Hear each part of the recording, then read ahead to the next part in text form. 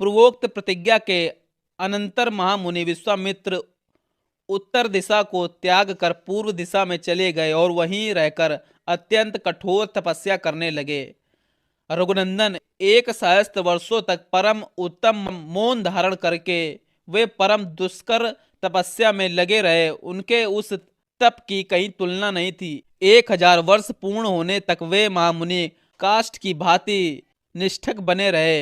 बीच बीच में उन पर बहुत से विघ्नों का आक्रमण हुआ, परंतु क्रोध उनके भीतर नहीं घुसने पाया। श्री राम अपने निश्चय पर अटल रहकर उन्होंने अक्षय तप का अनुष्ठान किया। उनका 1 सहस्त्र वर्ष का व्रत पूर्ण होने पर वे महान व्रतधारी महर्षि व्रत समाप्त करके अन्न ग्रहण करने को उद्युत हुए। रघुकुल भूषण उसी समय इंद्र ने ब्राह्मण के वेश में आकर उनसे तैयार अन्न की याचना की।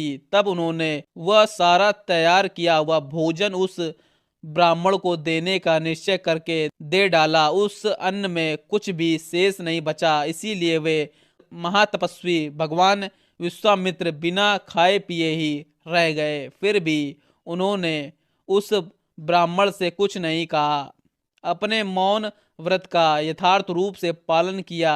इसके बाद पुनः पहले की ही भांति स्वेच्छा से रहित मौन व्रत का अनुष्ठान आरंभ किया। पूरे 1000 वर्ष तक उन मुनि श्रेष्ठ ने सांस तक नहीं ली। इस तरह सांस न लेने के कारण उनके मस्तक से धुआं उठने लगा। उससे तीनों लोकों के प्राणी घबरा उठे, सभी संतप्त से होने लगे। उस समय देवता, ऋषि, गंधर्व, नाग, सर्प और राक्षस सब मुनि की तपस्या से मोहित हो गए। उनके तेज से सबकी कांति फीकी पड़ गई। वे सब के सब दुख से व्याकुल हो पितामह ब्रह्मा जी से बोले।